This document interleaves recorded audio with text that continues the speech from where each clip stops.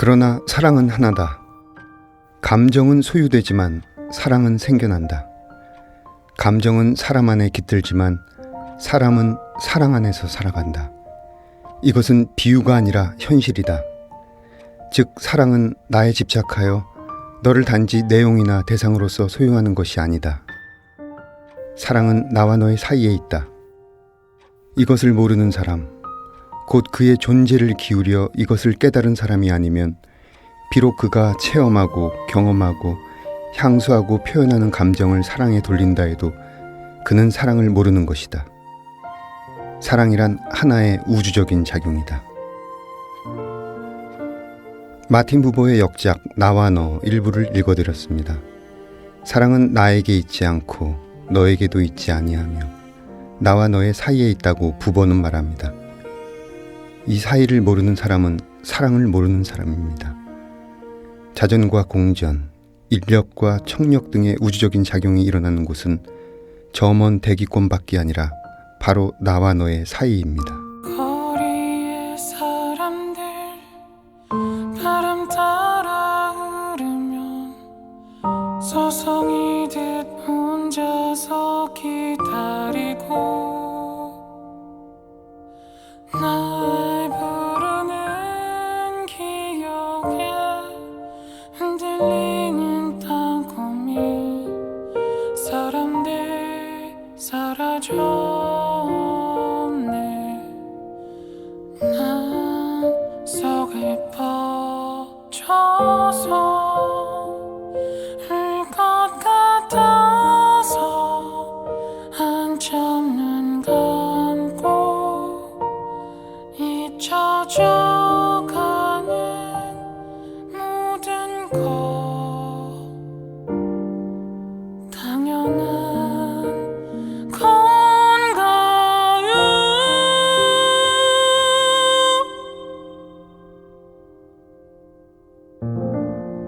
문학 라디오 헤이수의 문장의 소리. 네, 안녕하세요. 진행을 맡은 헤이수입니다. 오늘 문장의 소리 작가의 방에는 박찬세 시인 그리고 문우 신철규 시인 모셨습니다. 어서 오세요. 네, 안녕하세요. 반갑습니다. 네, 박찬세 시인 짧게 소개해 주시죠. 네, 안녕하세요. 저는 시 쓰는 박찬세이고요. 이번에 다시 인사드리게 되는데 제가 눈만 봐도 다 알아라고 청소년 시집을 냈습니다. 그래서 여러분께 다시 인사드리게 됐습니다. 반갑습니다. 네, 신철규 시인. 네, 시 쓰는 신철규라고 합니다. 문우라고 소개가 되었는데요. 문우는 아니고요. 주우 정도는 됩니다. 술친구 정도는 됩니다. 네. 네, 박찬세 씨는 2009년 실천문학으로 데뷔하셨고 이번에 첫 시집 눈만 봐도 다 알아가 나왔습니다. 요즘 어떻게 지내시는지요? 근황을 좀 말씀해 주시죠. 일단 청소년 시집 내고서 아무 반응이 없어서 그냥 아무렇지도 않게 지내고 있고요. 그리고 제가 걷는 사람에서 편집장 일을 했었는데 이번에 노작 홍사용 문학관 화성시에 있는 그쪽 사무국장으로 가게 됐습니다. 그래서 지금 그쪽에서 새로운 사업들 기획하고 또 진행하려고 거기서 이제 좀 바쁘게 좀 지내고 있습니다. 네, 이번에 노작문학관의 사무국장으로 되시면서 많은 일을 좀 준비하시는 중이군요. 네, 그쪽에서 이제 준비하는 것들이 많아요. 단막극제도 새로 시작하려고 그러고 시와 희곡이라는 그 처음에는 그 수상작품집을 대체하면서 새로운 매체로 저희가 창간하려고 기획하고 있고 그러다 보니까 좀 건드려야 될 부분들이 많아요. 네, 그래서 좀 바쁘게 지내고 있어요. 네, 시집도 내고 또 새로운 사무국장 자리로도 들어가고 좋은 일이 많이 있습니다. 네, 그 전에 좀 미적미적하고 그런 것들이 있었는데 뭔가 제가 느끼기에도 삶의 좀 변환기, 전환기 뭐 이런 게 좀 오는 것 같아서 조금 조심스러운 부분들이 많아요. 네, 첫 시집 굉장히 기다리셨을 것 같은데 그 손에 쥔 순간, 첫 시집을 딱 받아본 순간, 그 순간을 좀 묘사해 주시죠. 어떤 기분이 들으셨는지. 아니 무슨 제가 이게 사실 좀 부끄럽기도 하고 또 왜 부끄러워하냐라는 말도 있는데 제가 첫 시집이 아직 일반 시집이 안 나오고 청소년 시집이 나왔잖아요. 그래서 조금 낼 때 주저하는 마음도 있었고 그것 때문에 좀 힘든 부분도 있었는데 제가 이거를 자유로에서 이제 처음 이렇게 받았는데 그때 저도 모르게 그런 표정을 지었나 봐요. 그래서 옆에 있던 친구가 보더니 뭔가 저에 대해서 못 보았던 새로운 표정을 처음 봤다고 그렇게 얘기해 주면서 왜 울라고 하면서 좀 약 올렸거든요. 그래서 좀 뭔가 사람들이 이랬겠구나. 내 주변 사람들이 첫 시즌 냈을 때 그런 감정들을 좀 느낄 수 있었어요. 그걸 좀 표현하기엔 좀 그렇지만 울먹한 그런 기분이군요. 제가 표현 안 해도 다 알 것 같은데. 네. 지금 옆에는 신철규 시인이 앉아 계시는데요. 작년에 첫 시집 지구만큼 슬펐다고 한다를 출간하셨잖아요. 시집 출간 전과 후에 삶이 많이 달라졌나요? 뭐 크게 달라진 건 없었던 것 같은데 이제 양력 적을 때 시집을 한 줄 넣을 수 있다는 게 상당히 좀 뿌듯했어요. 뭐라도 해냈구나. 등단 이후에 그 짧은 이력에서 뭔가 한 줄 더 보탰다는 것에 큰 의미가 있었던 것 같아요.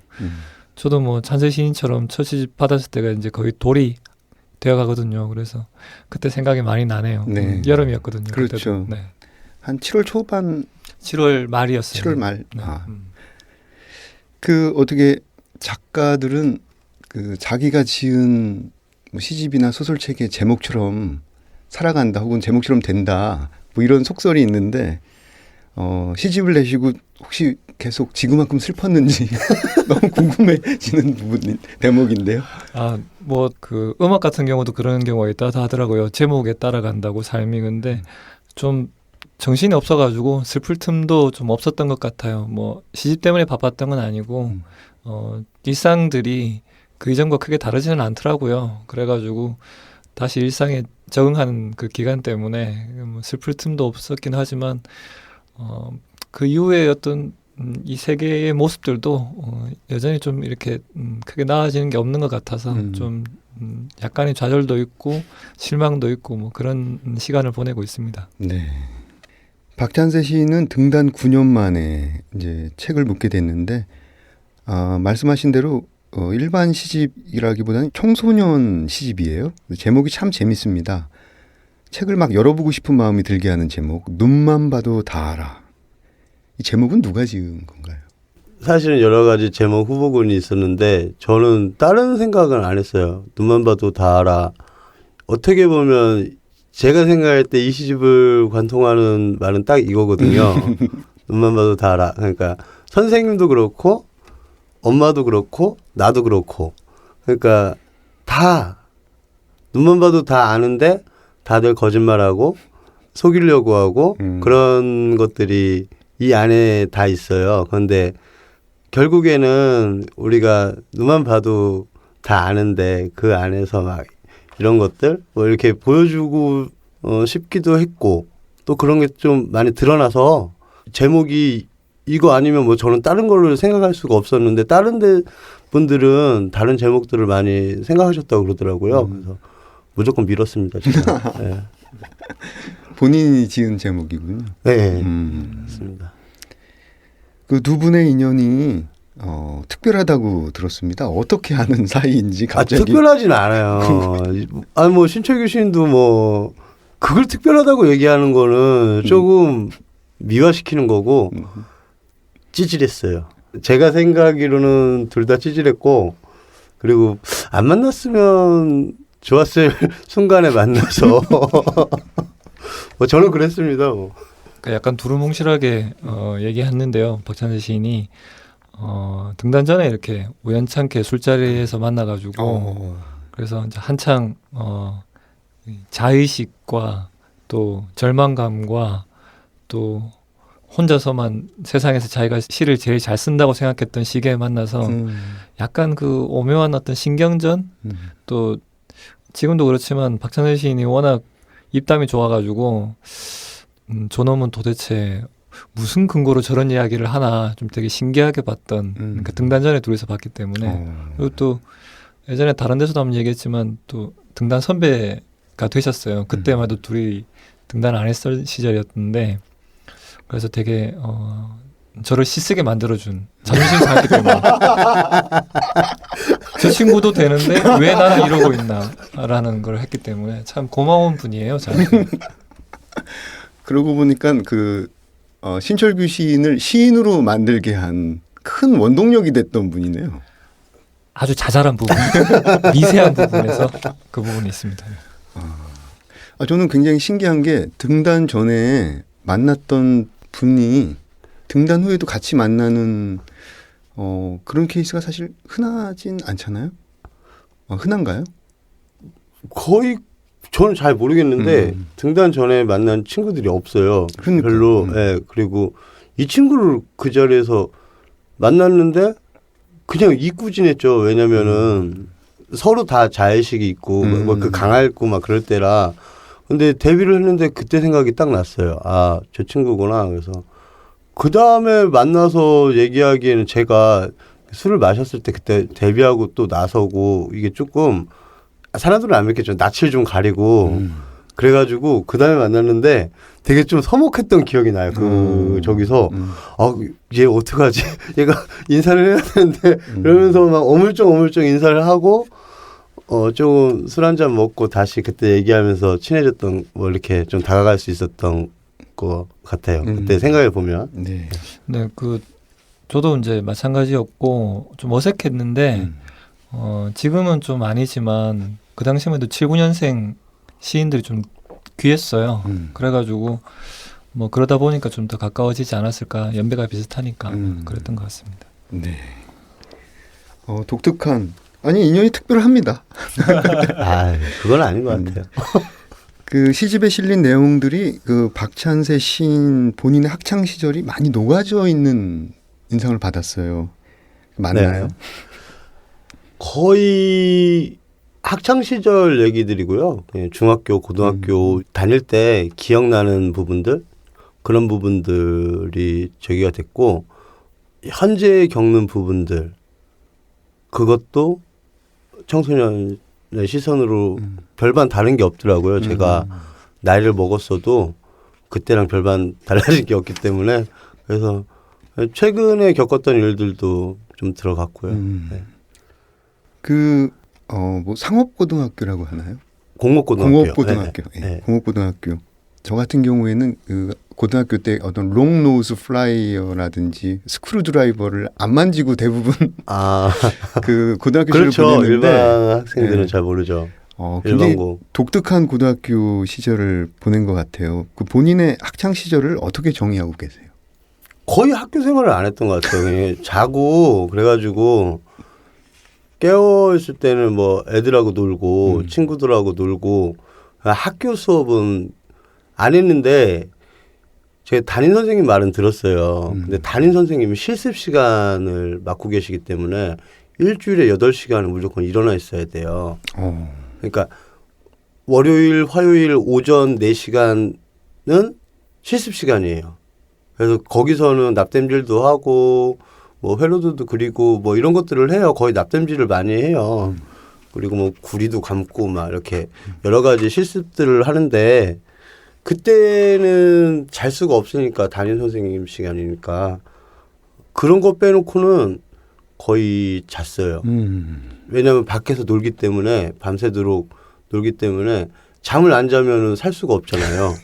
언제든 사람은 자야 되잖아요. 근데 밖에서 놀고 그러면은 잘 시간이 없으니까 학교에서 자야죠. 그렇죠. 수면 총량의 법칙이 있는데 그러니까요. 절대 법칙이 있는데 언젠가는 자야 돼요. 그걸 사람은. 학교에서 네.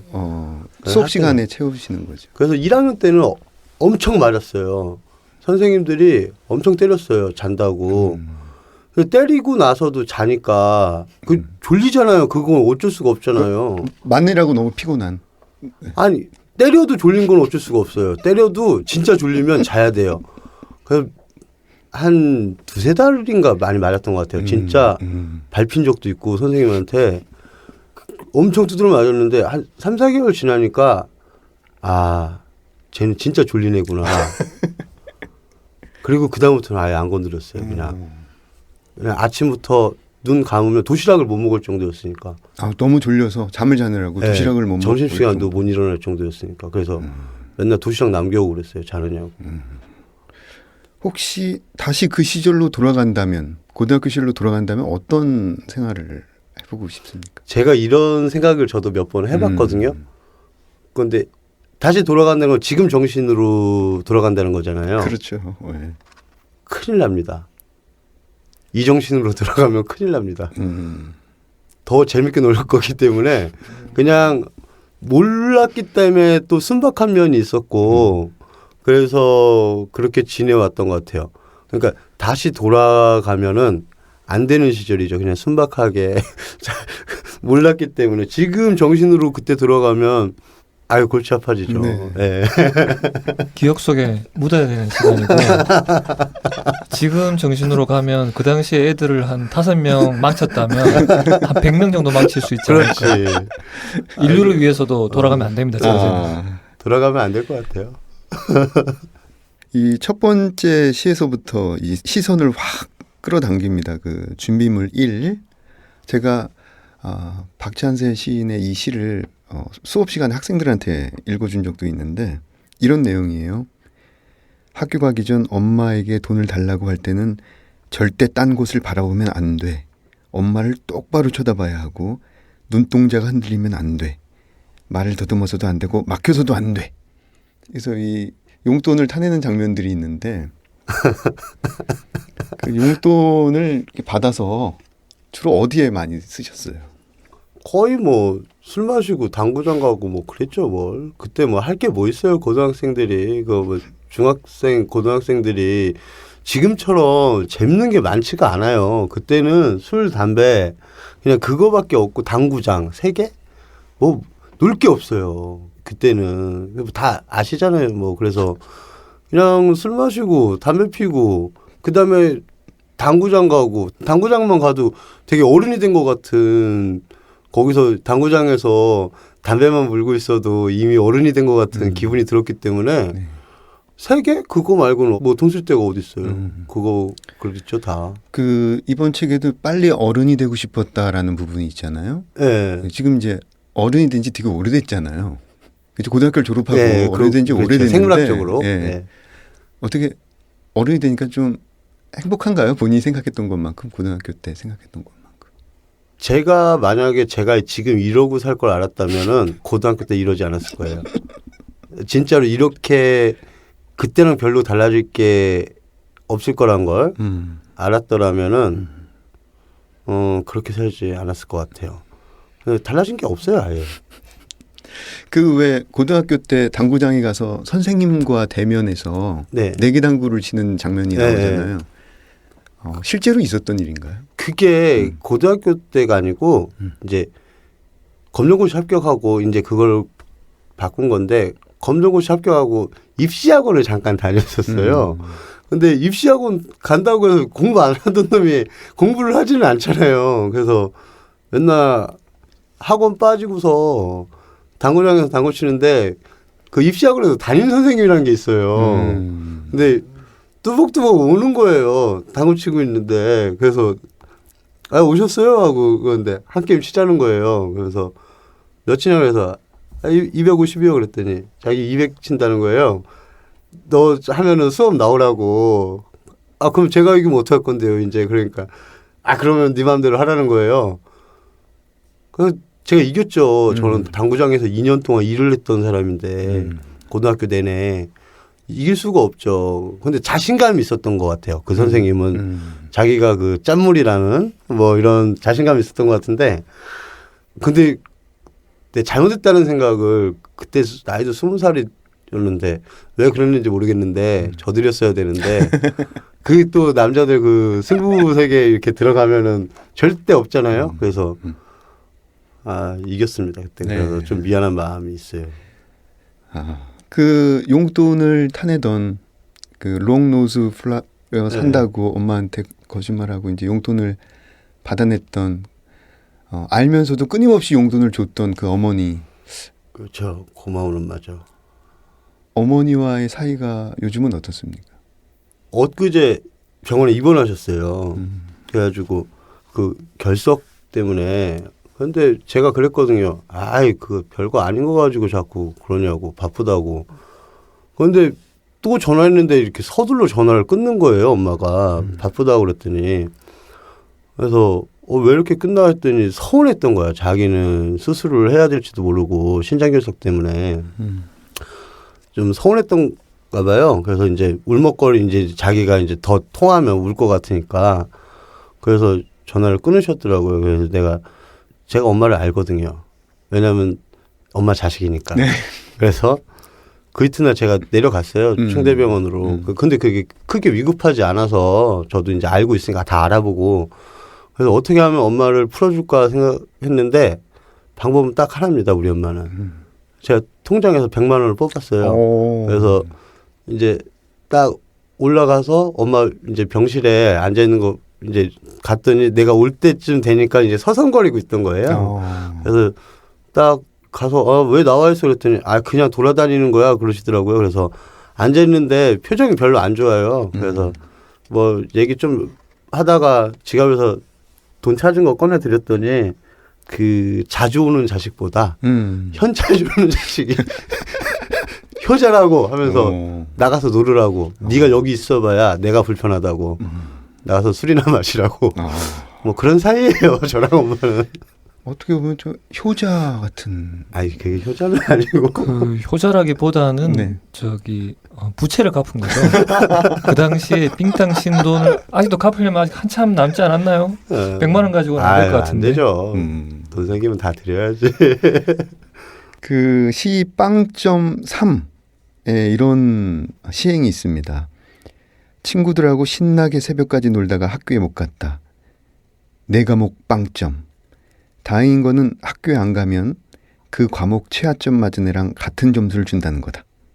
그런데 또 빵점을 맞았다. 초로에게 묻고 싶다. 꼭 그래야만 했니? 그러니까 초로가 빵점을 맞은 애인 거죠. 그 반에서. 그렇죠. 어떻게 보면 굉장히 심각한 일이기도 한데 이걸 심각하게 받아들이지 않고 굉장히 재치와 위트 있게 처리했어요. 근데 그때 당시에 빵점이라는 게 그렇게 의미가 있지가 않아요. 그러니까 인문계 다니는 학생들이 생각할 때 빵점이라고 하면 그거 뭐 되게 큰일이라고 생각하는데 빵점이나 10점이나 20점이나 30점이나 우리가 대학 가는데 아무 문제가 없고 일하는데 공장 나가서 일하는데 아무 문제가 없는데 애들이 별 문제가 없어요. 그거에 대해서.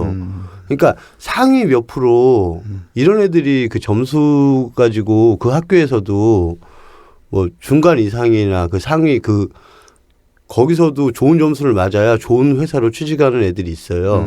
그런 애들 빼놓고는 다 애들이 신경을 안 썼기 때문에 그러니까 그게 되게 다른 분들이 느끼기에 빵점하면 막 얘네들이 뭐 심각한 걸 이렇게 웃어넘긴다고 아무 생각이 없어요. 그러니까는 이게 우리가 생각하기에는 재치와 위트 있게 처리한 문학적 기법이라고 생각했는데 그게 아니라 그냥 실제로도 그냥 아무렇지 않은. 네, 아무렇지는 않은데 그래도 빵점이라고 찍히는 거는 좀 그런데 얘는 왜 시험을 보고도 빵점을 맞냐 이거예요. 나는 답답하다는 거야 걔가. 아니 나는 그렇다고 쳐. 안 봤으니까. 안 봤으니까. 너는 왜 거기 앉아서 그러고 있냐고. 가지를 말지. 네. 한 번 더 여쭤보겠습니다. 시 반칙에서 이 가출 이야기가 나오는데 어떻게 뭐 이 부분에 대해서 좀 얘기를 좀 들어볼까요? 가출. 제가 오락실 갔다가 그때는 게임방이 없었잖아요. 오락실 갔는데 내 동생이 그걸 잃는 거야. 엄마한테.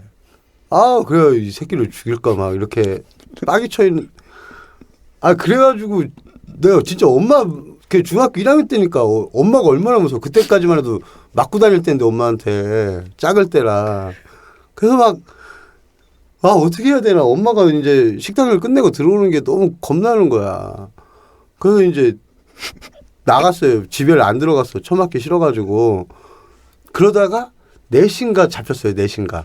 내가 그 서울로 도망을 가려고 네. 그 공주 쪽으로 계속 이제 면 단위였거든요. 공주 쪽으로 계속 걸어가는데 경찰차가 한 대 서 있는 거야. 그러니까 거길 못 지나가는 거예요. 도로가 2차선인데. 네. 나중에 알고 보니까 그게 경찰차가 아니었고 그냥 이렇게 돌아가게만 해놓는 거 있잖아요. 경광등처럼. 근데 멀리서 보니까 그게 경찰차인 거야. 원래 그냥 지나가면 되는데 만약 그때 지나갔으면 물론 뭐 서울로 날른 적도 있지만 네. 근데 그때는 한번 진짜 도망가려고 그랬거든요. 서울로 가서 살아보려고. 근데 못 가고 터미널 그 버스 승강장에서 자다가 신문지 덮고 자다가 엄마한테 걸렸어요. 그래서 끌려갔어 구속으로. 미수로 끝났네요. 네, 미수로 가출 끝났는데 미수. 그래서 엄마가 나를 끌고 가는 거야. 어두운 데로. 그래서 이렇게 옆에 이렇게 나란히 앉았는데 뭐 이런저런 얘기하는데 내가 그 소리가 들리냐고 엄마가 잔소리하는데 아 짜증나고 빨리 끝내고 빨리 가서 자고 싶은데 새벽 4시면 졸리잖아요. 그래서 멍하니 있는데 갑자기 반짝하는데 엄마가 너무 빡이 쳐가지고 반지 낀 손으로 그냥 날려버린 거예요. 내 얼굴을. 그래서 쌍코피가 난 거예요. 진짜로 중1 때. 그래가지고 끌려간 적이 있어요. 그때 생각이 나더라고요. 그래가지고 이제 그때 얘기를 쓴 건데 애들 뭐 그랬어요. 네. 이거 왠지 파란만장한 사춘기 시절을 겪은 듯합니다. 지금은 이제 중학교, 고등학교를 졸업하고 이제 20대를 거치면서 시인이 되고 또 직장 생활을 하고 있는데요. 그 중고등학교 시절 이후에 어떤 본인의 의식을 지배한 어떤 일관된 생각이 있다면 어떤 것들이 있을까요? 뭐 이렇게 얘기하는 게 좀 그렇긴 한데 시죠. 뭐 다른 건 없죠. 어떻게 이렇게 흘러왔는지는 모르겠지만 저도 지금 가다가 뭐 지금 이렇게 가만히 있다가도 제가 시 쓰고 있을 때 아니면 사무실에 앉아서 업무 보고 있을 때 이럴 때마다 이게 가상세계라는 생각을 가끔 할 때가 있어요. 그렇죠. 내가 여기서 지금 뭐 하고 있지? 이게 꿈이 아닐까? 내가 여기서 왜 이걸 이렇게 하고 시를 쓰고 있고 그렇죠. 여기서 이런 사물을 보고 있고 책을 만들고 있고 사업 계획서를 막 작성하고 있고 그럴 때들이 많아요. 그런데 그게 아마 제가 시 쪽으로 오면서 그렇게 된 것 같은데 그래도 지금 뭐 시를 쓰네 못 쓰네 괴롭네 어쩌네 하고 있지만 그래도 중심에는 그게 쭉 있어서 그래도 나쁜 짓 안 하고 그래도 지금까지 살고 있지 않을까? 군대 제대 이후에 군대 때까지만 해도 좀 나쁜 게 많았던 것 같아요. 그러니까 뭐 지금도 분노가 없다고는 할 수 없지만 그때 늘 품고 있던 분노와 좌절과 뭐 이런 것들이 그 이후에는 조금 씻으면서는 좀 많이 좀 눌러졌던 것 같아요. 네. 네. 가끔 우리가 지금 현실을 살아가는데 이 현실이 꿈 같을 때가 있죠. 그렇죠. 그다음에 안 살아왔으니까 그렇게. 네. 어떤 시 쓰고 일하고 있는 나를 또 다른 나가 내려다보고 있는 듯한 네. 느낌도 있고. 창규 너도 그렇지 않냐? 저는 너도 그렇게 바르게 산 건 아니잖아. 저는 이중적으로 그러니까 찬세 시인 같은 경우는 학교나 밖이나 다르지 않은 삶이었지만 저는 학교에서는 되게 조용하고 뭐 크게 사건 사고를 일으키지 않았지만은 물론 밖에서도 사건 사고를 일으키긴 했는데 안 들키려고 노력을 했고요. 저희 동네 선배들이 워낙 이렇게 난한 선배들이 요란한 선배들이 많았기 때문에 그랬고 그때 저는 뭐 찬세 시인도 이렇게 삶의 굴곡들이 있었고 뭐 자퇴도 하게 되고 또 검정고시도 뭐 치고 그랬지만 저도 고등학교 때 이과를 다녔기 때문에 그때 고등학교 때 들어갈 때의 제 모습과 지금 이렇게 시를 쓴다거나 뭐 이렇게 시 때문에 나와서 녹음한다거나 이런 삶은 한 번도 꿈꿔본 적이 없는 삶이었죠. 그래서 좀 신기해요, 저도. 네. 그 신철규 시인은 이번 박찬세 시집을 어떻게 읽으셨나요? 참 막 쓴 시집이라는 생각이 들었고요. 그러니까 너무 정확한데. 그것은 좀 이제 제가 심하게 얘기했지만 솔직함의 매력이 또 솔직함의 힘이 이렇게 잘 살아있는 시집이라고 저는 생각이 들었어요. 어떤 당당함 또는 당돌함이 있는데 그것은 자기 스스로에게 솔직하려는 어떤 노력이 있었기 때문에 가능한 것 같아요. 뭐 어른들의 세계가 완벽하지 않잖아요. 실제로는 완벽하지 다, 않죠. 네. 뭐 저도 그렇지만 이중적이고 또 모순적인 어떤 그런 삶의 어떤 허점들을 파고드는 어떤 촌철살인 같은 모습도 있고 또 그 어른들의 세계를 단순히 부정하는 것이 아니라 그들의 세계에도 어떤 힘겨움, 삶의 힘겨움들이 녹아 있다는 것을 이해하려는 어떤 태도들도 어떤 균형을 잘 잡고 있다는 생각이 들었어요. 네. 어떻게 보면 발칙함이고 어떻게 보면 능청이고 의문스러운 어떤 애어른 같은 모습들이 이 시집이 잘 녹아 있어서 네. 되게 답답한 학교 생활하고 있는 친구들에게 어떤 갇혀있는 마음들의 어떤 좋은 숨구멍이 되어줄 것 같은 시집이라고 저는 생각합니다. 지금 이 신철규 시인이 이 시집을 두고 이제 막 쓴 시집이라고 사음절로 표현하셨는데 사실은 이 말 안에 어떤 위선과 가식 이런 거 힘을 다 빼고 쓴 그 진솔함의 힘으로 쓴 네. 그런 시집이다라는 표현을 굉장히 멋있게 해주신 것 같아요. 신철규 시인은 지구만큼 슬펐다고 한다. 제가 알기로는 굉장히 높은 인기를 얻고 있다고 들었는데 그래도 먼저 1년 먼저 책이 나왔잖아요. 등단을 1년 늦게 했어도 네. 찬세 시인에게 해주고 싶은 말이 있다면 어떤 게 있습니까? 어차피 조언이 통하지 않는 인간이기 때문에 조언을 안 하는 것이 제일 조언이라고 생각이 들고요. 자존심과 자존감 하나로 버텨온 삶이죠. 어떻게 보면 그거 잃지 않으면서 또 시집에 대한 반응들이 즉각적으로 나타나지 않다 하더라도 언젠간 또 누군가가 읽는다는 것을 알게 되는 순간 독자가 한 명이라도 있다는 걸 알게 되는 순간 그때의 그 감동은 시집 내본 사람 알잖아요. 또 뭐 이제 시집이 나온 지 한 2, 3개월 돼가기 때문에 어디선가 이 시집을 읽고 이런 인간도 나중에 뭔가 역할을 하는구나 사회에서 그것을 그런 독자들이 있을 거라는 믿음이 계속 가졌으면 좋겠어요. 네, 맞아요. 저도 첫 책을 내고 한 4, 5개월 지났는데 제주도에서 귤박스가 하나 날라오더라고요. 그 귤을 줍는 그 농약 치지 않은 귤 있잖아요. 네. 그 귤을 줍는 알바생이 알바를 하면서 이렇게 제 책을 읽었나 봐요. 그래서 그걸 받았던 기억이 나는데 아마 좋은 반응이 어떤 독자의 깊은 반응이 올 거라고 봅니다.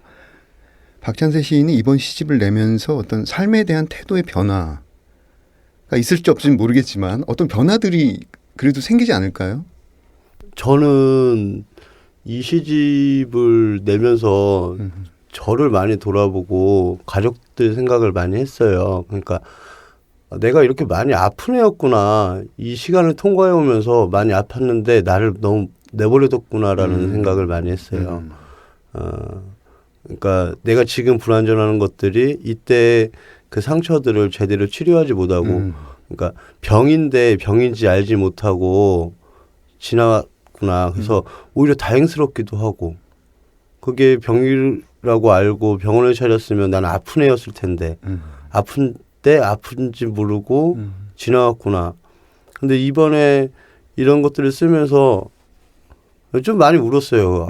내가 뭐 요새 일을 가는 것들이나 뭐 술만 먹으면 일을 갈고 자는 거나 잠꼬대를 하는 거나 이런 것들이 이때 다 생겼던 걸지도 모르겠다. 이 분노들이.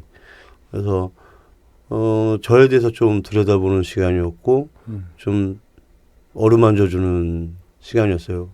그리고 가족들한테 좀 많이 미안했고 네. 이런 환자를 끼고 같이 산다는 것만큼 이 사람들한테 고통은 없었을 텐데 그런데도 잘 견뎌줬고 그래가지고 만약 제가 그냥 일반 시집을 냈다면 쓸 수 없는 말들 이 시집에다가는 다 쓸 수 있어서 시인의 말도 그래서 길게 썼거든요. 이제 시를 좀 쓸 수 있을 것 같아요. 조금 가벼운 마음으로 내가 써야 될 것들이 무엇인지에 대해서 좀 생각해 봤어요. 네. 조금 자유로워진 것 같아요. 지금 마주 앉아서 듣고 있는데 어떤 힘이 느껴집니다. 약간 간증의 시간 같기도 한데 그래도 굉장한 어떤 진솔함의 파워, 에너지 같은 것들이 느껴졌습니다. 이쯤에서 다음 코너로 넘어가 보겠습니다. 내가 가장 사랑하는 문장들. 어떤 문장들을 가져오셨을지 박찬세 시인의 목소리로 직접 들어보겠습니다. 캐치볼. 야, 너 캐치볼 잘하게 생겼다? 나랑 캐치볼 하자. 상욱이랑 1시간 동안 캐치볼을 했다. 공을 주고받는데 이상하다 이상해. 공만 주고받는데 이상하다 이상해. 다른 게 왔다 갔다 하는 것 같다. 자꾸 땀이 난다. 얼굴이 빨갛게 된다. 글러브에서 글러브로 움직이고 있다. 내 마음이, 상욱이 마음이 왔다 갔다 하고 있다. 네. 상욱이와의 캐치볼. 너 캐치볼 잘하게 생겼다. 이 시가 정말 너무 앞권인데요. 자, 읽으신 시에 대해서 좀 더 이야기를 들어볼까요? 저는 진짜 이 시가 이게 안 실릴 뻔한 시거든요. 저 이걸 쓰고 몰랐어요, 사실은. 제가 다른 시도 그런 적이 있었는데 제가 써놓고 모를 때가 있는데 뒤늦게 깨달을 때가 있어요. 이게 그렇게도 읽히겠구나 라고 느껴가지고. 아니 여기서 그렇게를 설명을 해줘야 되잖아. 아니 일단 들어봐요 좀.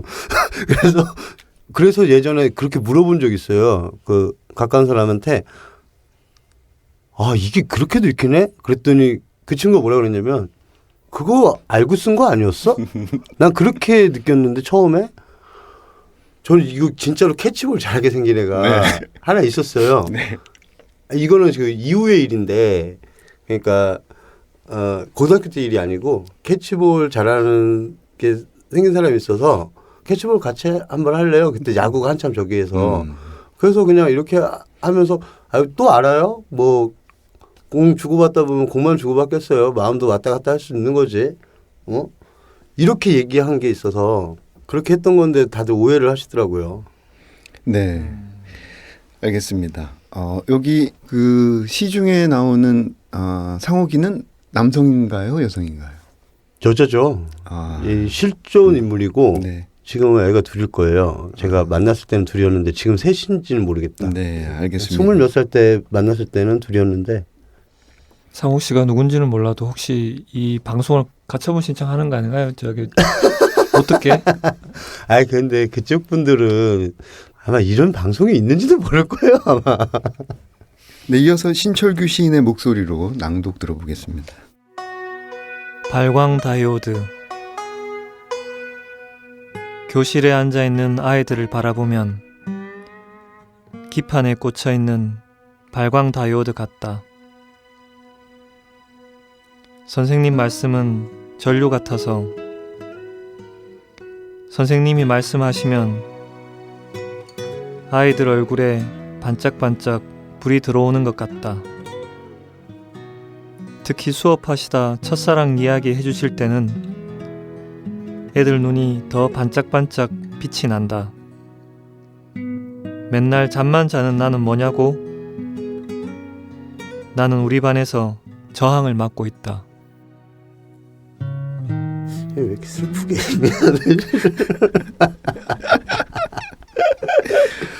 어떻게 이 시를 고르신 어떤 계기에 대해서 설명을 좀 해주시죠. 네, 저기 2부에 있는 다른 시를 사탕이라는 시를 읽으려고 했었는데 네. 마침 그 상욱 씨가 나오는 시가 한 편 더 나와가지고 제가 다른 시로 급하게 좀 옮겼는데요.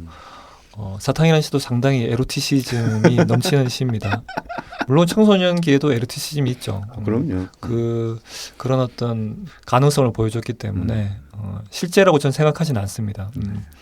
발광 다이오드는 제가 어릴 때 중학교 3학년 때 제가 동네 형들이 공고를 다니는 형들이 많아가지고 저도 공고를 가고 싶었던 적이 있었어요. 뭐 그런 것들에 대해서 호기심도 있었고, 근데 찬세와 달리 저는 성적이 잘 나왔기 때문에 인문계로 갔고요. 아니 나도 성적이 안 나오진 않았어. 제가 잘못하고 있었군요. 아무튼 그 다이오드를 그때 이제 형들을 통해서 많이 제가 듣고 했었는데 그걸 가지고 시를 쓸 수 있다고는 해본 적이 없고 네. 마지막 그러니까 찬세 시인의 다른 시들도 그렇지만 한 줄이 마지막 한 줄이 참 힘을 가질 때가 있어요.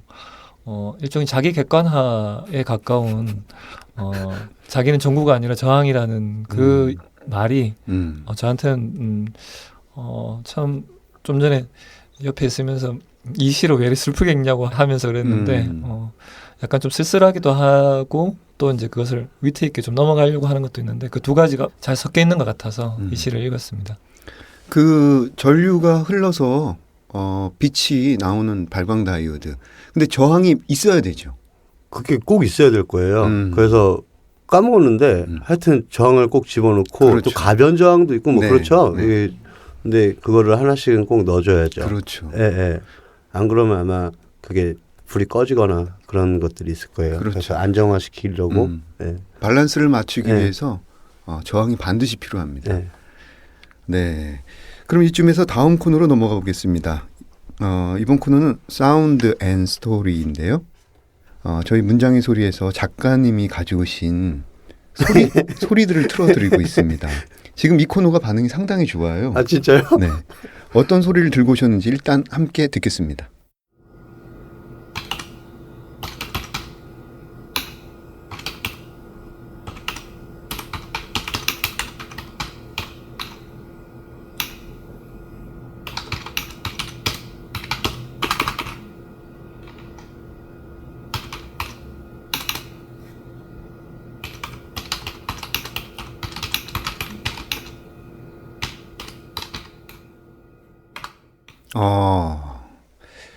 첫 인상은 뭐냐면 뭔가 두드리는 소리인데 그 우주를 향해서 모르스부호를 보내는 어떤 마치 SOS 어떤 모르스부호를 치는 어떤 소리 같아요. 좀 소리에 대해서 좀 더 설명을 해주시겠어요? 너무 이렇게 포장을 하고 그러세요. 네? 그 소리를 보내달라고 그러는데 빗소리도 생각나고 자기 전에 잠 하도 안 오니까 빗소리 같은 것도 틀어놓고 자고 그러거든요. 일부러. 뭐 이것도 할까 저것도 할까 하는데 요새 나한테 가장 친숙한 소리가 뭘까 싶어 보니까 제가 사무실에 앉아서 치는 키보드 소리예요. 근데 그게 시를 쓰는 키보드 소리가 아니고 업무를 보는 키보드 소리인데 제가 아직도 키보드 치는데 익숙하지가 않고 그러니까 뭐 안 보고 치고 이러는 게 아니고 손가락 3개로 그냥 숙달돼서 안 보고 칠 때도 있고 보고 칠 때도 있고 뭐 그런 있잖아요. 뭐 그런 적인데 그래서 키보드 치는 소리들이 투박하고 좀 그래요. 근데 그게 제 일하는 방식이 그래요. 지울 때는 소리 내서 지우고 뭐 이렇게 끊기기도 하고 그러다가 조금 빨리 치는 것 같은데 갑자기 잘못돼서 따다다닥 지우기도 하고 뭐 늘 그렇게 그런 소리들이 들리죠. 제 주변에 요새. 그래서 그거 한번 치는 거 녹음해 왔어요. 그 노장문학관 관장님께서 소리만 들어도 딱 알 것 같습니다. 일을 하고 있는지 안 하고 있는지 지우고 있는지. 네. 지울 때 되게 크게 지우거든요. 탁탁탁탁 이렇게. 좋습니다. 이제 정말 마무리할 시간인데요. 그 앞으로 계획과 함께 청취자분들에게 인사해 주시죠. 일단 새로운 자리에 간다는 건 늘 부담스러운 것 같아요. 그 처음 걷는 사람 시작할 때도 그랬고 지금 홍사영 문학관 사무국장으로 간 것도 그렇고 새로운 자리에 가면 어느 정도 성과를 내야 되고 그 사람이 저기 가서 그래도 일을 하는구나. 뭐가 좀 변화가 있구나. 이런 것들을 보여줘야 돼요. 그런데 그게 사실 엄청난 부담감이에요. 저같이 능력이 출중하지 못하고 서툰 사람들한테는 그런 것들이 엄청난 스트레스로 다가오거든요. 근데 어쨌든 또 믿고 맡겨주셨으니까 제가 능력이 되는 한 최대한 맡은 바 임무를 잘해서 지금은 노작홍사영문학관에서 좋은 프로그램들 많이 기획하고 개발하고 그리고 뭐 많이 알리는 거 여기에 일단 최선을 다할 거고 그 다음에 이제 제가 써야 할 시들 이제 아직 묶이지 않은 그 시들 빨리빨리 준비해서 좀 선보였으면 좋겠습니다. 네. 신철규 시인도 앞으로의 계획과 함께 인사해 주시죠. 앞으로의 계획은 열심히 사는 거고요. 그거 외에는 없는 것 같아요. 쓰는 거고 오늘 여기 나온 것은 이유가 딱 하나 있습니다. 지난 봄에 제주도에 작가들 모임이 있어서 한번 갔었는데 그러니까 술자리 그 마무리될 쯤인 같은 초반인가 그랬었는데 그때 갑자기 저보고 참 제 못생기지 않았냐고 그렇게 얘기하시더라고요. 그래서 제가 그렇게 못생겼어요. 그랬더니 그 좌중에 계신 분들이 한참 저를 보시더니 찬새가 있잖아. 그 말씀을 하시는 걸 듣고 아, 찬새가 나한테 되게 소중한 존재구나. 앞으로도 이렇게 매기는구나. 노작문학관이든 아니면 어떤 문단 자리에서도 항상 그런 저항의 어떤 역할을 그래서 다른 사람들을 빛나게 하거나 크게 좌절하지 않게 하는 그런 중요한 역할을 해줬으면 좋겠습니다. 오늘 너무 재미있는 이야기 많이 듣고 가네요. 감사합니다. 네.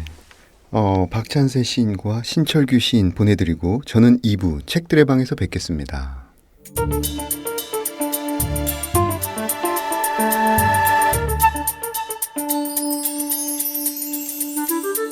문장의 소리 2부 책들의 방.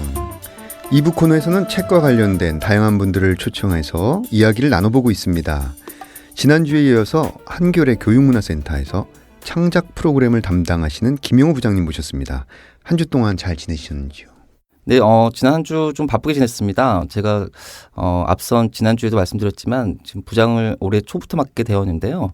제가 맡고 있는 게 이제 문학 작가 쪽뿐만 아니고 신촌센터에서 진행하는 오프라인 강좌들 전부를 총괄을 하고 있습니다. 그래서 다른 영역 분야의 강좌들도 좀 살펴봐야 되는 상황이라서 저희 전문 분야는 아니지만 비즈니스 쪽 강좌들도 좀 들여다보고 있고 네, 또 문학 쪽 관련해서 첫 시도인데요. 시조 강좌를 지금 만들 생각입니다. 네네. 저희 쪽에 제안이 왔는데, 저도 사실은 교과서에서만 배웠던 시조라고 생각하는 선입견이 있었는데, 막상 그 제안해준 선생님 배웠더니, 현대시와는 또 다르게, 또 시조만의 또 지금 현재 지금 필요한 그런 부분이 좀 있는 것 같습니다. 그래서 그 강의를 지금 만들고 있고, 제안서가 한번 와서 제가 한번 피드백을 드린 상태이고요. 아마 추석 끝난 이후에 그 강좌를 개강할 예정인데 저도 궁금합니다. 시조 문학이 지금 센터에서 진행할 수 있을지 네. 그런 약간 기대감 그리고 약간 걱정 반으로 좀 진행을 했던 한 주였습니다. 네, 그 시조가 우리가 교과서에서만 배웠는데 사실 시조 자체로도 진화하고 변화하고 네네. 변모된 모습이 굉장히 다르거든요. 현대 네네. 시조라는 개념이. 그래서 굉장히 좋은 기획으로 보입니다. 그 센터에 보면은 특이한 강좌들이 있죠. 왜 그 네. 하우스 맥주 만들기라든지 네, 뭐 네.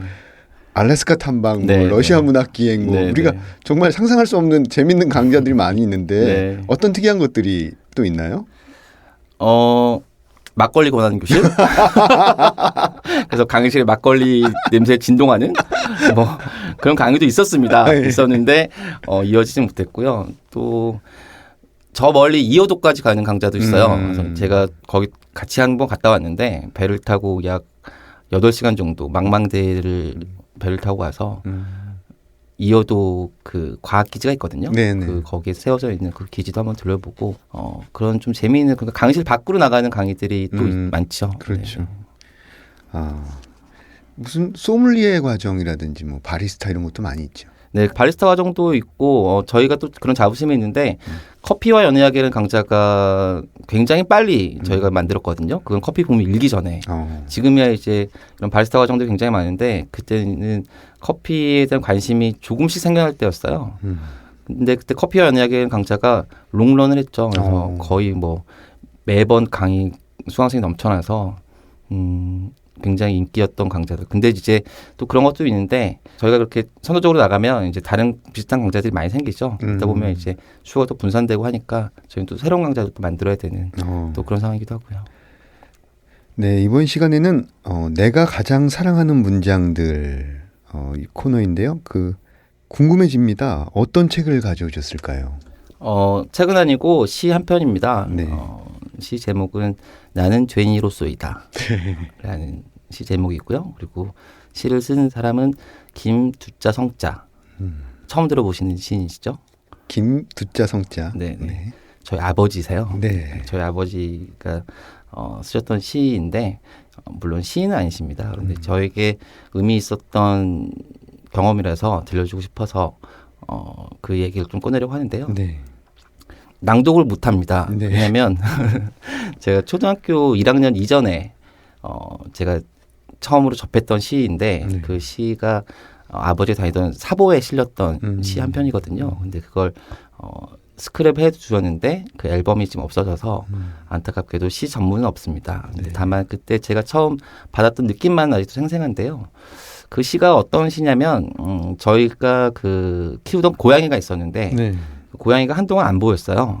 근데 이제 그 고양이를 한참 후에 발견했는데 그 연탄을 쌓아놓던 창고에 네.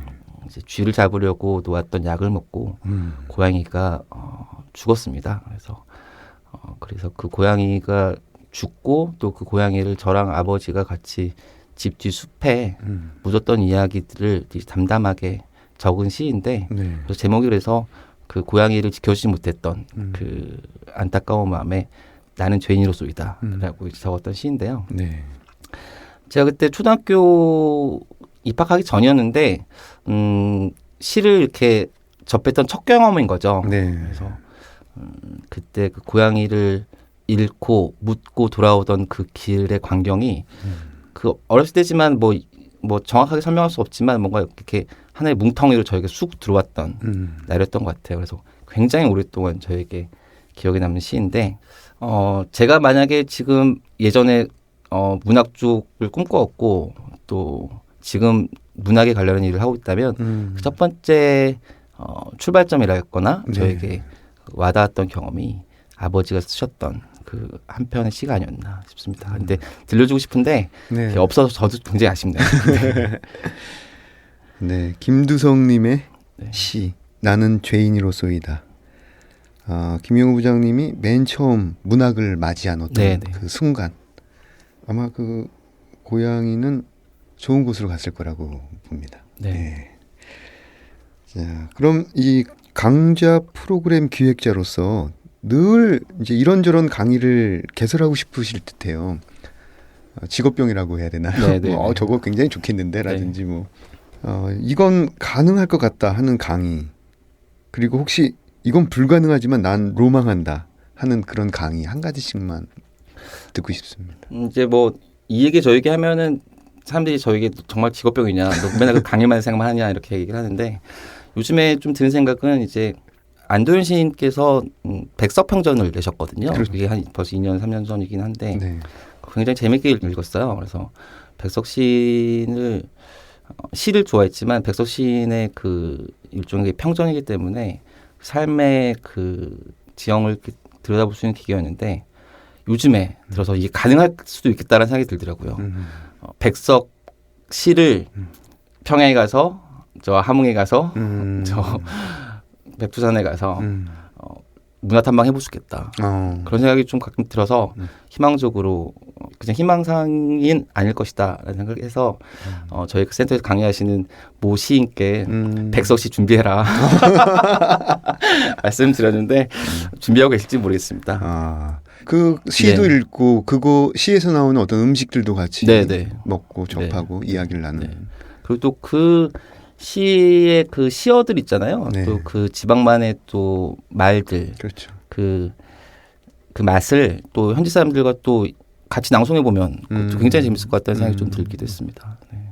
그리고 이제 또 하나 질문이 불가능하지만 로망하는 것인데 불가능한 것이 사실 있을까 싶긴 했는데 이 질문을 제가 듣고 갑자기 생각이 드는 생각인데 황현성 선생님이 생각이 났어요. 네. 그 사실 2년 전쯤에 이제 한겨레 그 신문 쪽과 저희 기자 쪽과 저희 한겨레 경호센터가 기획했던 프로그램이 하나 있습니다. 시 내리는 밤이라는. 그래서 당시 이제 황현성 선생님께서 한겨레 그 신문 토요판에 시 연재를 하는데 거기서 기획하는데 굉장히 많이 도움을 주셔서 이걸 강좌로 열어보자 해서 신내린 밤이라는 강좌를 기획을 했었는데 당시 황영선 선생님을 모실 수 있는 기회였거든요. 네. 근데 조금 이런저런 이유로 실행하지 못했는데 막상 이제 황 선생님의 부고를 이제 접하고 나니까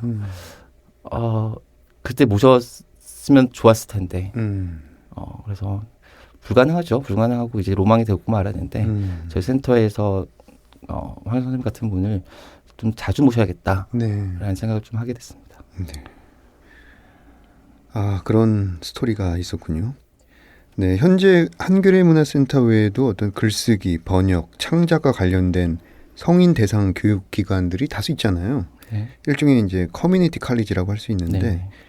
이런 교육 기관이 대학과는 다른 어떤 장점이 있을 듯합니다. 네. 어떻게 생각하시나요? 커뮤니티 칼리지라는 말이 참 좋은데요. 이제 그 말 그대로 저희는 이제 저희 센터에 오시는 분들 강의실에 딱 앉았을 때 같이 이제 얼굴 맛볼 수 있는 분들이 대학과는 다르죠. 대학은 이제 보통 20대 아니면 뭐 같은 전공 이런 분들이 모이는데 저희는 굉장히 다양하죠. 뭐 10대부터 50대, 60대, 70대까지 또 아우르는 거고 또 그동안에 그 걸어왔던 삶의 이력들도 굉장히 다양해요. 네. 그래서 그런 분들과 같이 어떤 하나의 주제, 하나의 꿈을 갖고 얘기할 수 있다는 게 일단 첫 번째 가장 다른 차별점이거나 장점일 수 있는 것 같고요. 네.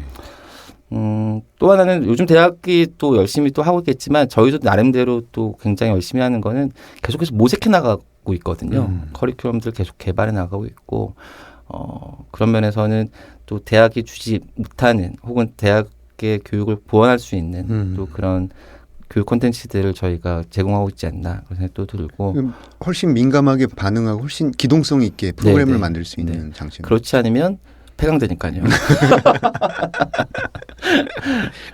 그리고 또 하나는 이제 현실적인 문제인데요. 뭐 수강료도 사실은 그렇고 또 하나는 강의 기간 수업을 들어야 되는 기간이 예를 들면 뭐 2년이건 4년이건 이렇게 좀 길어야 되는 상황이 아니고 저희는 선별해서 선택해서 그때그때 들을 수 있고 원하는 과정들을 들을 수 있고 그런 것들이 조금 더 듣는 사람 입장에서는 편하지 않나 그런 생각을 좀 하고 있습니다. 네. 그 끊임없이 공부를 하는 사람들 네. 개인적으로 굉장히 아름답게 여겨집니다. 네. 그 강의가 모두 끝나고 텅 빈 문화센터 건물을 나설 때 어떤 생각을 하실지 개인적으로 궁금합니다. 뭐 그렇게 아름다운 답변을 기대하셨다면 그렇게 낭만적이진 않죠. 왜냐하면 저희가 당직을 서게 되는데 이제 당직을 서면 이제 마지막에 문 닫고 나오는 거죠. 정말 말 그대로. 근데 그렇게 되면 이제 11시가 넘습니다. 밤 11시가 넘으면 이제 거의 녹초가 되는 거죠. 그래서 그렇게 빨리 집에 가서 쉬고 싶다라는 생각을 하게 되는데 근데 이제 가끔 그런 생각이 듭니다. 이제 저도 이제 이렇게 녹초가 되는데 저희 센터에 와서 이제 뭔가 새롭게 배우는 사람들은 사실 공부라는 게 신경을 굉장히 많이 써야 되는 정신활동이거든요.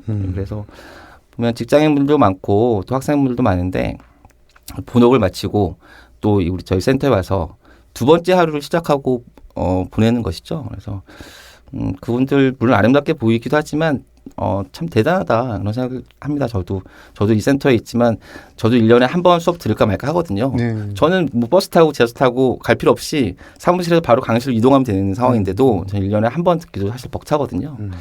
그러면서 보면 이 폭염 속에서도 사실 수강 신청을 하고 있고 네. 이 폭염을 들고 수업을 들어오고 네. 또 멀리 제주에서도 옵니다. 네. 비행기 티켓 끊어가지고 오는데 이제 가끔 저희가 이제 전화를 드릴 때가 있어요. 죄송하지만 일정이 좀 미뤄질 수 있습니다. 그럼 이제 수강생분들이 가장 난처한 경우가 제주에서 저 비행기 티켓 끊었는데 이거 어떡하냐. 그렇죠. 또 그리고 또 부산에서도 오시고 광주에서도 오시는데 이제 오셔가지고 수업 듣는 게 저녁이니까 하룻밤 주무시고 가시는 거죠. 네. 다음날 아침에 일찍 또 기차 타고 가시고 또 긴 과정들은 주변에서 하숙을 하게 돼요. 한 달 정도. 그래서 하숙을 하고 아예 이제 딱 작정하고 오시는 경우도 있죠. 그리고 또 해외에서도 오세요. 아주 나 어느 정도 일정 기간 동안 귀국해 있는데 그 기간 동안 수업 듣고 싶은데 연기되거나 폐양되면 큰일이다.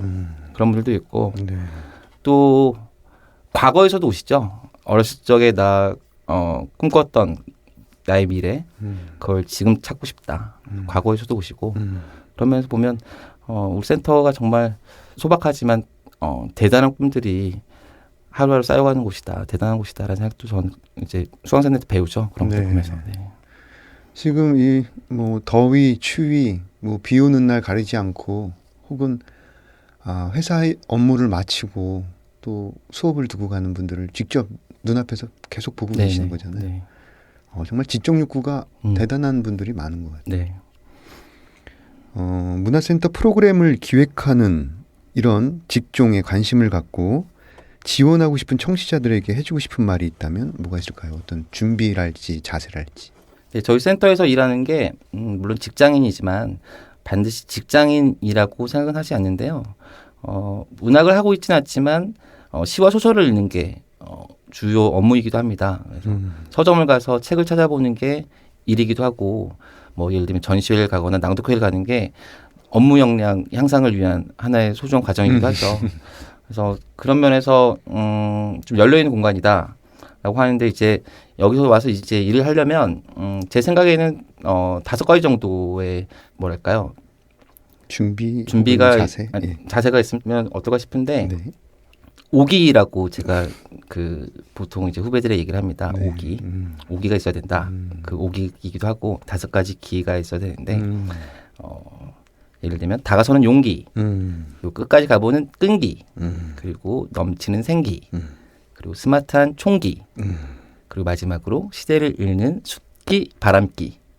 이 정도가 필요하지 않나 그런 생각을 제가 개인적으로 하고 있는데 후배들이 뭐 이렇게 납득하는 것 같지는 않습니다. 네. 맨 마지막을 이게 뭐라고 다시 한번 말씀해 주세요. 시대를 읽는 바람기, 시대를 읽는 숫기 이런 게 사실 좀 저희 센터를 생동하게 하는 요소인 것 같아요. 네. 용기, 끈기, 생기, 총기 그리고 바람기. 네. 네. 좋습니다. 네, 가장 보람을 느낄 때라면 어떤 때가 있을까요? 역으로 여쭤보고 싶은데요. 해수 작가님께서 가장 소설가로서 보람 느낄 때는 언젠가요? 저는 제가 좋은 소설을 쓰고 그 반응을 볼 때겠죠. 네, 저도 마찬가지인 것 같아요. 네. 그래서 가끔 수강생분들이 일부러 찾아오셔서 말씀을 해주실 때가 있어요. 이 강의 너무 좋았다. 이런 강의 만들어줘서 참 좋다. 역시 한겨울의 교원센터다. 라고 말씀하실 때 그때가 제가 보람되지 않나 그런 생각을 좀 하고 있습니다. 네. 어떻게 10년 후에도 이 일을 하고 계실까요? 앞으로의 계획은 어떠십니까? 이제 수강생분들이 이제 한 숟갈 두 숟갈 이제 얹어주시면 저희 센터가 유지가 되면 제가 10년 후에도 이 일을 하고 있겠죠. 근데 저도 그렇게 하고 싶은데 전망이 이렇게 뚜렷하거나 그렇다고 생각하지 않습니다. 그래서 더 열심히 일을 해야 될 테고 앞으로의 계획이라면 저희가 한번 실패를 하긴 했는데 일단 지방으로 내려가고 싶어요. 부산이나 광주, 제주도 내려가서 작게라도 지역에서도 이렇게 좀 자신의 꿈들을 그리고 또 문화 관련한 일이라거나 그런 컨텐츠 관련한 일들을 꿈꾸시는 분들이 많은데 그런 분들과 같이 같은 공간에서 한번 얘기 나눠봤으면 좋겠다 그런 생각을 좀 하고 있습니다. 네. 지방으로 내려가서 그쪽 분들에게도 양질의 교육을 네. 받을 수 있는 혜택을 네. 주는 그런 계획을 가지고. 그럼 이제 작가님들이 이제 KTX 타고 내려가시거나 해야겠죠. 또 요즘에는 지역에도 네. 훌륭한 작가들이 많이 네네네. 포진해 네. 있습니다. 네. 2회에 걸쳐서 문장의 소리 책들의 방 코너에 참여해 주셨는데 어떠셨습니까? 사실 걱정 많이 했습니다. 이제 문장의 소리 저도 이제 청취자이기도 하고 애청자이기도 한데 이제 주로 실제로 창작하시는 분들이 많이 나오셔서 그분들의 작품 얘기, 자기 분들의 세계를 얘기하시는데 제가 결이 맞을까라는 생각을 좀 고민을 좀 많이 했고 또 혜주 선생님께서 저한테 제안해 주셨을 때 제가 할 얘기가 뭐가 있어요? 저 없어요라고 얘기도 했거든요. 다만 이제 하나의 그 사명감으로 네. 우리 한겨레 교원센터를 조금이라도 더 알리고 좀 더 높이고 싶다는 마음으로 왔는데 개인적으로는 굉장히 좋은 경험이었던 것 같습니다. 네. 이렇게 불러주셔서 초대해 주셔서 감사합니다. 네, 좋은 말씀 감사합니다. 문장의 소리 이제 마칠 시간이네요. 이어서 첫 책을 낸 작가들의 소개가 있습니다. 여기까지 저는 혜수였고요. 다음에 찾아뵙겠습니다. 감사합니다.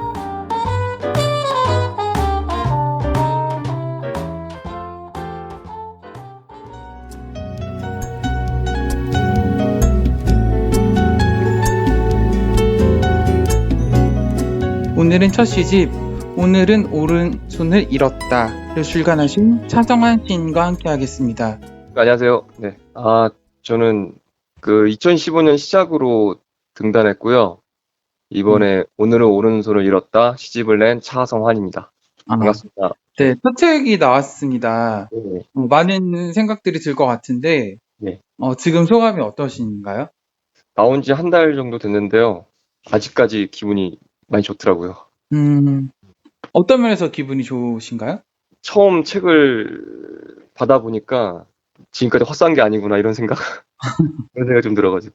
그 시집을 관통하는 몇 가지 키워드를 좀 말해줄 수 있을까요?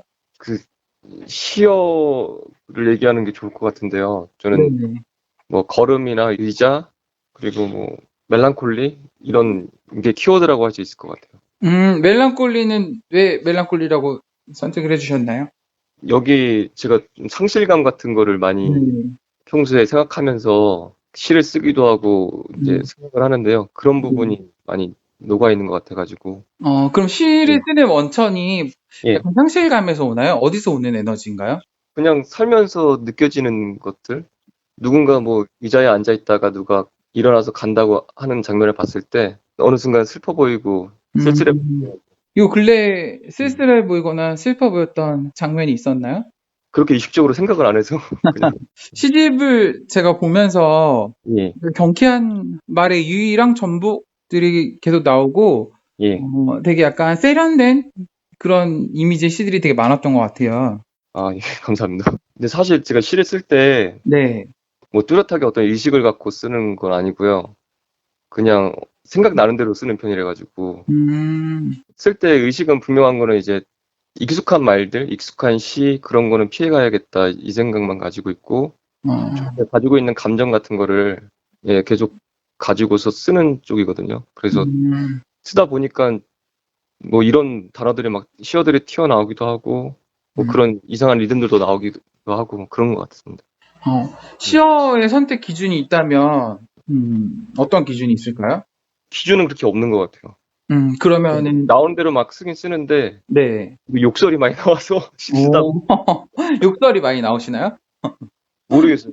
쓸 때 뭐 그렇더라고요. 그래서 그렇구나. 그러면 시를 쓰지 않을 때 본인의 성격은 이제 본인이 말하자면 뭐 어떻게 표현할 수 있어요? 그냥 밝고 쾌활하고 사람들 좋아하고 목소리에서 느껴져요, 그게. 예.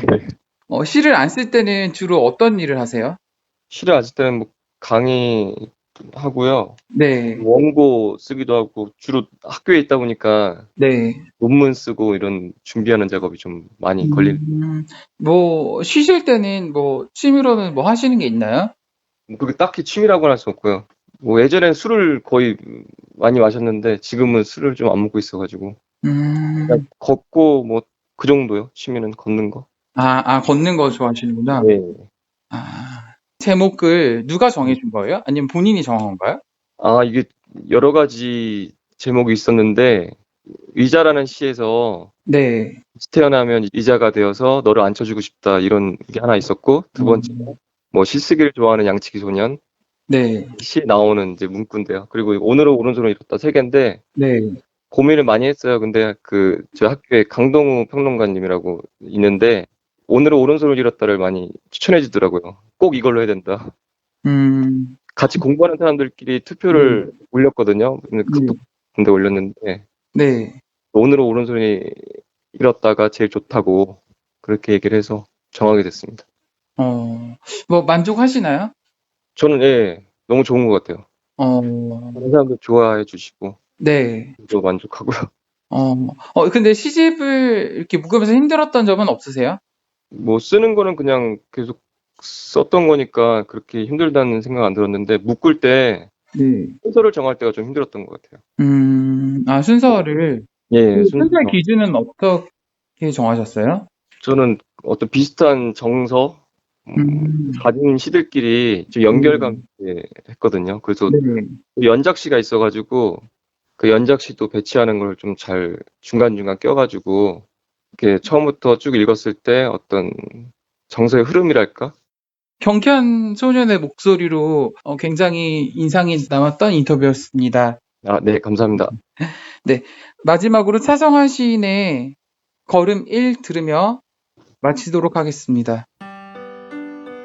걸음은 걸으면서 걸음마다 피는 꽃들과 녹아내리는 얼음을 생각하고 방향이 없이 방황하는 걸음은 구두 뒤축처럼 딱딱하게 굳어 잠시 걸음을 멈추고 다른 걸음이 올 것 같은 골목에 서서 고름 속에 걸음이 왼발과 오른발이 번갈아 움직이면서 엉덩이와 어깨가 춤추듯이 흔들리는 길을 따라 흘러가는 걸음의 리듬을 기다리는데 나는 걸음을 갇힌 채 걷지도 못하고 바다로도 가고 싶은 걸음이 산에도 못 가고 집에도 못 가고 걸음을 포기하고 걸음으로 남아 어디에도 가지 못하는 걸음을 자책하며 눈물을 흘리고 걸음이 흘러내리고 녹아내리고 바닥에 쓰며 새로운 걸음을 완성할 때까지 또 다른 걸음을 꿈꾸는데 계단을 오르고 횡단보도를 건너고 걸음을 따라 걸으면 죽은 걸음이 온통 가득 넘쳐 출렁이는 걸음의 파도, 걸음의 슬픔, 걸음의 얼음, 걸음의 덧없음, 걸음의 넘어짐,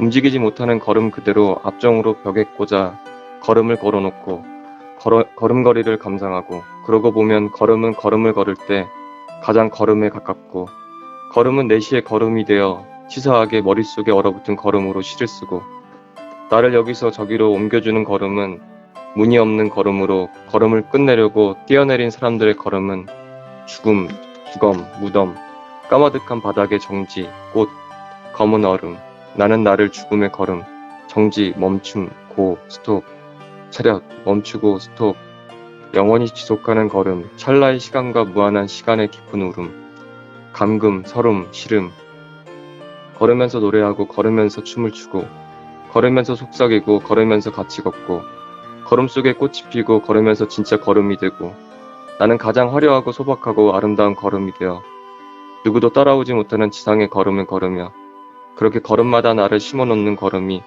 어떻게 스스로 무너뜨리는지 지켜보고